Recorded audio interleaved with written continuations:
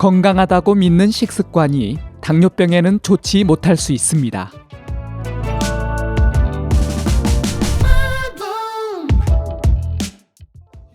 제2형 당뇨병을 관리하는 것은 정말 어려운 일인데요. 이것을 먹지 마라, 술을 줄여라, 담배를 끊어라, 꾸준히 운동을 해라, 적정한 체중을 유지해라, 혈당 수치를 자주 점검해라 등등 모든 것을 제한받고 귀찮은 잔소리처럼 들릴 수 있습니다. 하지만 잠시 방심하는 순간 혈당은 높이 치솟기 때문에 매일 매시간이 걱정이 아닐 수 없습니다. 당뇨병을 진단받은 후부터는 식습관과 생활습관을 철저하게 관리를 해야 합니다. 혈당 관리를 제대로 하지 못하면 여러 가지 당뇨 합병증이 발생해 치명적인 결과를 초래할 수 있습니다. 제2형 당뇨병을 관리하는 주요 방법 중 하나는 건강한 음식을 식단에 포함시켜 식습관을 개선시키는 것입니다. 건강한 식단은 체중을 관리하고 혈당 수치를 안전하게 유지할 수 있습니다. 그러나 어떤 음식을 먹고 어떤 식품을 피해야 하는지 또는 얼마나 먹어야 하는지 파악하기가 쉽지 않습니다. 정작 당뇨병에 좋다는 음식이 자신에게는 더 악영향을 줄 수도 있는데요. 이런 이유는 신장질환, 간질환, 소화기 장애 등 당뇨병 이외의 자신의 건강 상태에 따라 모두 다르게 영향을 주기 때문입니다.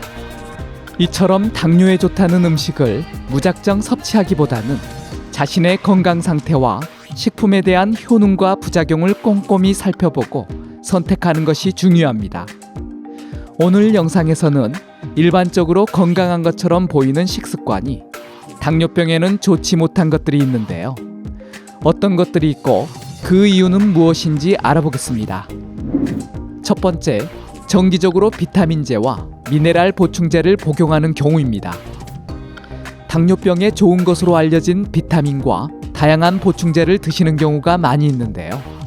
하지만 일부 전문가들은 이러한 보충제의 장기 안정성에 대한 연구가 부족하기 때문에 보충제의 섭취를 권장하지 않는 경우가 있습니다. 하버드 의과대학의 온라인 사이트와 미국 심장학회 저널에서는 비타민과 미네랄 보충제가 심혈관 질환과 뇌졸중을 예방할 수 있다는 증거가 부족하다고 밝히고 있습니다. 그리고 전문가들은 당뇨병 환자가 개인의 건강 상태를 고려하지 않고 선택하는 보충제가 오히려 독이 될 수 있음을 유의해야 한다고 말하고 있습니다. 이처럼 아무리 좋은 보충제도 건강한 생활 습관과 식습관을 대체할 수 없습니다. 신선한 과일과 채소, 질 좋은 탄수화물, 건강한 지방 등을 섭취하는 것은 보충제보다 건강에 더 나은 선택이라는 것입니다. 하지만 비타민 D와 같은 일부 보충제의 경우는 개인에 따라 당뇨병 관리에 꼭 필요할 수 있습니다. 이러한 보충제의 섭취가 필요하다면 당뇨병 건강을 위해 꼭 담당 의사와 먼저 상담을 하는 것이 좋습니다. 두 번째, 무설탕으로 표기된 식품을 먹는 것입니다. 판매점에서 흔하게 볼 수 있는 무설탕으로 표기된 제품들인데요. 당뇨병 환자들은 무설탕 제품이기 때문에 걱정 없이 먹는 경우가 많이 있습니다. 무설탕 제품들은 설탕이 들어있지 않기 때문에 당뇨병 환자에게는 좋은 선택이 될 수 있다 생각할 수 있습니다. 하지만 이러한 식품들이 당뇨병 환자에게는 좋지 못한 영향을 줄 수 있는데요.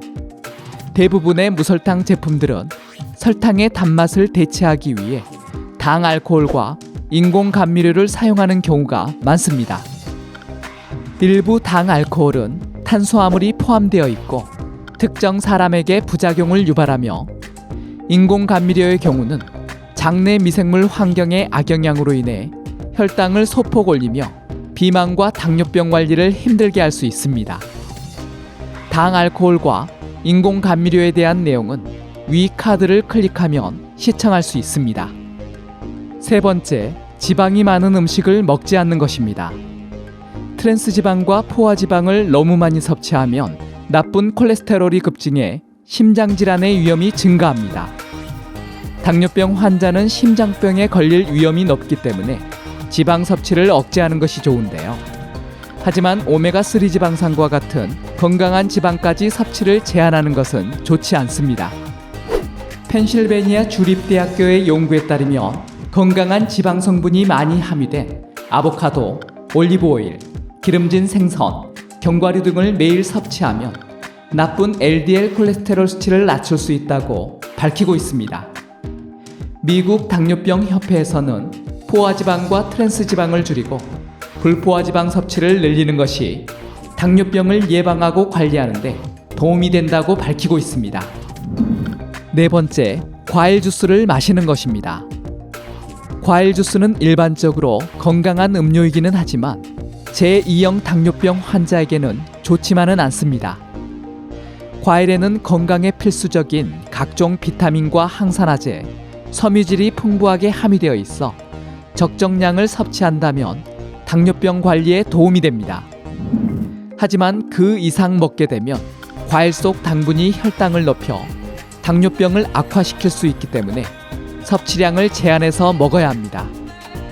특히 과일 주스의 경우는 많은 양의 과일을 사용하게 되고 과일이 갈리면서 당 성분이 쉽게 빠져나와 소화 흡수 속도가 빨라져 혈당을 급격히 높이게 됩니다.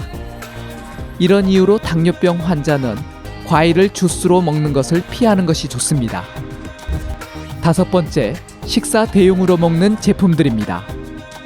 미국 당뇨병 협회의 한 연구에 따르면 다이어트와 체중 관리를 위해 식사를 대체하여 먹는 쉐이크와 영양바가 체중 관리에 더 유리한 것으로 나타났습니다.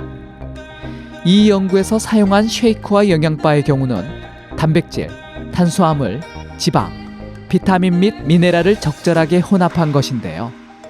하지만 불행히도 시중의 대부분의 식사 대체품은 칼로리가 높고 당 알코올과 인공 감미료가 들어있을 가능성이 높으며 섬유질과 단백질, 건강한 지방 등의 영양소가 부족한 경우가 많습니다. 이러한 식품은 식사 대신 먹기보다 가끔 간식이나 저혈당을 예방하기 위해 드시는 것이 좋습니다. 여섯 번째, 다이어트 음료입니다. 당뇨병 환자는 마시는 것 하나 마음대로 먹을 수가 없는데요. 이 다이어트 음료가 표면적으로는 칼로리가 없고 설탕이 들어있지 않아 당뇨병에 좋다 생각할 수 있습니다. 하지만 여러 연구에서도 밝히고 있듯이 장기간 다이어트 음료를 섭취할 경우 체중이 증가하고 대사증후군이 발생할 수 있습니다. 한 연구에 따르면 다이어트 음료가 대사증후군의 요인이 되는 고혈당, 복부지방과 연관이 있음을 발견하였습니다. 그리고 매일 이 음료를 마시는 사람은 제2형 당뇨병 위험이 67% 증가하고 2잔 이상 마시게 되면 3배 이상 증가한다는 연구 결과가 있습니다. 지금까지 알아본 것처럼 좋은 식습관이 될 수 있는 것들이 당뇨병 환자에게는 악영향을 줄 수 있습니다. 항상 당뇨병에 좋다고 해서 무조건 따라하고 먹기보다는 자신의 건강 상태에 맞게 꼼꼼히 살펴 음식을 선택하고 먹는 양을 절제하는 노력이 필요합니다. 도움이 되었나요? 그렇다면 구독과 알람 설정 잊지 마세요. 감사합니다.